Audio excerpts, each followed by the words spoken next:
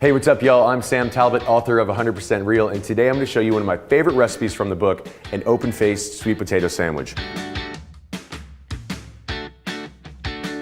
First things first, we have grated sweet potato. What I did was grate a sweet potato right into this mixing bowl here. Then I have our old trusty Vidalia onions that we're going to mix right in. A little bit of refined coconut oil. So now to bind our mixture together, we're going to use brown rice flour and some whisked up egg. So now we're going to make the vinaigrette. We're going to take a little extra virgin olive oil, maple syrup, one of my favorite ingredients. This is a little bit of cider vinegar. We're also going to add some Dijon mustard, sea salt. We're going to add a little bit of dried cranberries in there. When I say a little bit, I kind of mean like a lot, whatever. And then, one of my favorite vegetables of all time is Brussels sprouts. And now our vinaigrette's good to go. So we're going to prep our waffle maker with coconut oil.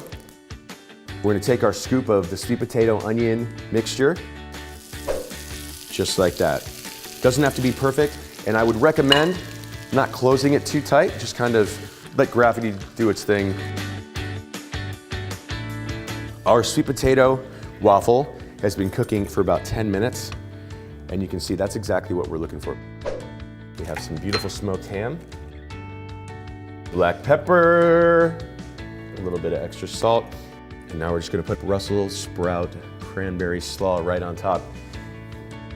And ladies and gentlemen, there you have it, our 100% real sweet potato open-faced sandwich.